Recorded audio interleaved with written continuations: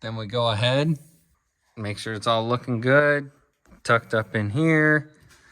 And you can start getting them 3 center push pins in, because them are gonna matter the most to get in nicely, because these bolts are gonna go up no matter what. Got those 3 in. These 2 I tightened, because then this one was in good. Because that one's under first, but you need to put it up at the same time at the push pins. And then you'll screw these down tight. And then if yours is like mine, you screw these down tight second. So then that'll all be in there. And then you can tighten this, because this thing costs a little more and ain't gonna hold crap. So you might as well tighten that last to hold that headliner completely up in there and not break it off accidentally. So then you'll see that these are actually made to fit around that inner pod you put in. You'll take this pod, and each thing has its own provided hardware in its box. So don't just rip everything apart.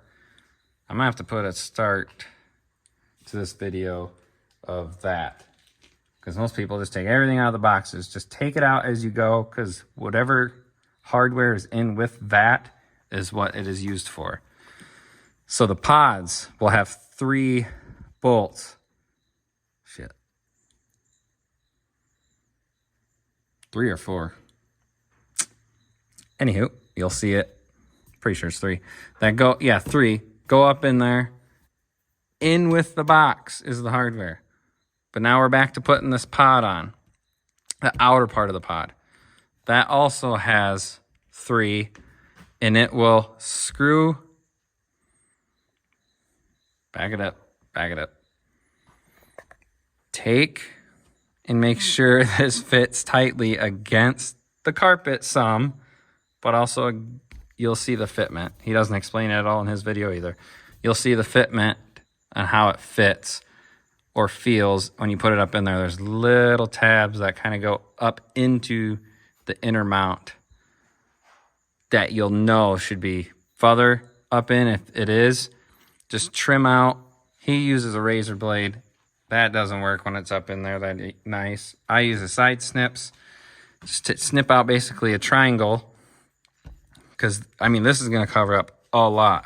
So snip out a triangle so that'll fit up in there better. And once this outer ring is screwed up tight to your other 2-piece piece, then take your negative to negative, positive to positive on your speaker, Deutsch connector, put that up in there and center it so your Rockford Fosgate looks good. And then same thing, screws that are provided with the speaker, screw up into that pod. And do the same exact thing on the driver's side. Now that I explained that completely terrible, but don't want to forget what I want to say to make it easier for you guys. That was rough, but you're done with your speakers now. So, headliners, front speakers, dash, center, rear speakers, everything's installed now. Now we'll switch to installing this unit.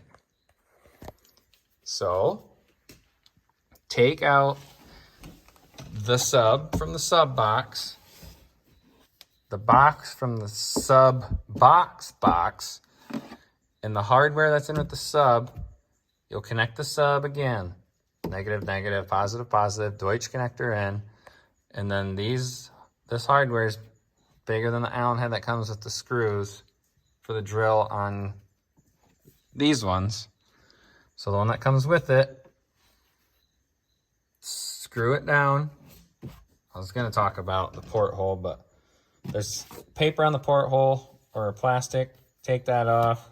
You never know when you're going to be in muddy, wet conditions or how high the mud or water is going to go. So let's put the cap back on. He says you can take it off, which you can, but I don't know about your Ranger. I go into water way more, or even if you accidentally do it, it ain't worth this, but I go into water way more than here. And it does go up a little, but when you floor it and you have water in here, where do you think the water's gonna go? Even up. It only comes up probably this high. And it's gonna shove that water in there and it's just gonna sit in there. So I put the cap on. That's where I was going with that before. But then you'll have your sub mounted in the box. Set that aside for now. You have 3 screws, basically like these in the floor, but there's 3 in a row about right here. Take them 3 out, get rid of them. This mount right here, this metal part, goes down in here. Line them up with those 3, provided in the sub box, the hardware that's in with it. Screw those down, not crazy tight, they'll just strip out. Screw those down in there. Then your plate is done. So now, with your plate being done, you can slide your sub in. This is where you put the Deutsch connector in back here. And then there's a little mount that you won't be able to see. Maybe. Oh, just right there, you can see it. Right there, you can kind of hold the wires and screw it in, and then that will hold them from pulling on that Deutsch when you bring it down and over. Whatever access you have, just pull it back into your center and zip tie it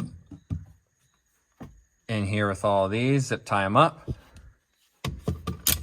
Then do wash, or take your bolt, put a lock nut on it, and then a washer, and you can put it down in here, and it kind of, the sub kind of sets in. It has a tab on this metal piece that it'll go through here and set in.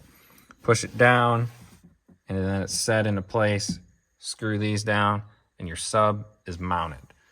Now remember, I'm going fast. He goes way faster in his videos, but I'm a little trying to go slow so you can do it as you go. But obviously remember to pause so you don't mess up or have to keep going back. Just pause when you get one step done. Then you can keep going in line. So next up, this is mounted. You have nothing left really hard besides taking the time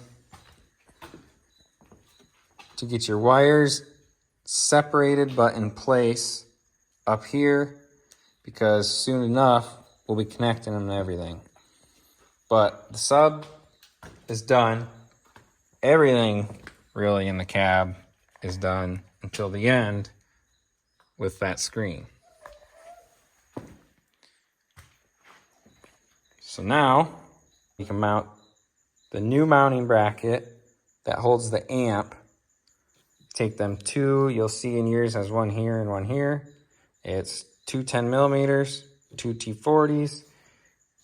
There's one, and there's one right here, that's T40, and then 10 mil and 10 mil.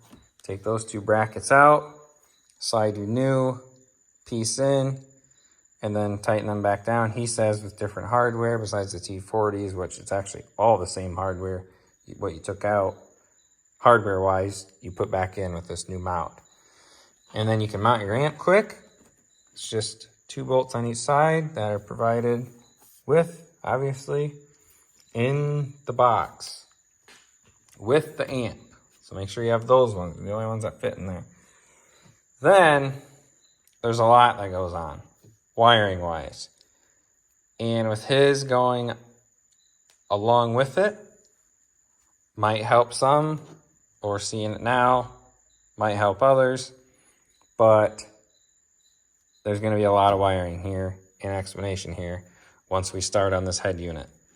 But before that, you bring your RCAs through there and in.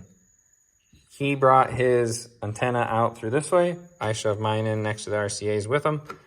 In through, there'll be an RCA set that goes in, like I said. And then this is your antenna wire with an RCA looking plug at the end. But it's an antenna one. That goes in through there too. Then a block that's about that big. It's only one in your installation kit box out of the 800 boxes that comes with this kit. You shove through there also. It's a big white block. It'll go through there. All these, everything went through there, mine, so it'll do it to yours. So you shove the big white block through there, and then that'll be in here when you start to do this. But first, this piece has to be screwed into this, which it'll show a dash kit installation kit box.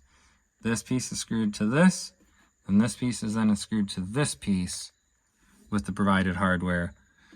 And then, once you get all this together, take your RCAs, plug it in to the sub in and front speakers in. There's one set of RCAs you don't use. Then plug in your antenna wire to the antenna spot. You'll notice some. I mean, if you're starting this application, you probably know something about this stuff. You'll see the RCAs go and the antenna wire goes. And to verify, I would check his video. It really shows better since it was out, the wiring portion of this and where it should go exactly. But I did all this quick because it needs to be done, and I had to install this for him at the same time. So my wiring ended up being a little different, putting it all through at once, because while this was off, I wired this in through here. But anyhow, now back to this. We take this panel, slide it in here. It'll mount up into this. There's like 2 tabs that you don't see. It's on the back side of this that it slides in. Then on yours, if you're lucky, it's only 2 Christmas tree clips. Push them in, you're done. Mine, these are drain holes. But mine, I had to drill this hole and this hole like I was saying before, and then there's one right under this handle. I had to drill those out of this and put them through to hold my windshield back in. And then obviously I put the Christmas tree clips in after that. And that was all done and mounted. Now that that's in, and you have all your wires out here, basically why I say it's easier from him to see, because he's doing it as you go. With some, this might help better also, but the blue to blue wire, there's only one, them go together. And then this is pretty easy. These ones coming from your sub, them go into the sub part. It's the only space that it fits. This is the only space that this fits. That goes in. And then these 4 are not used. You think it'd go into your speakers? They don't. The speakers go into the main harness that you had coming out that this and this are in.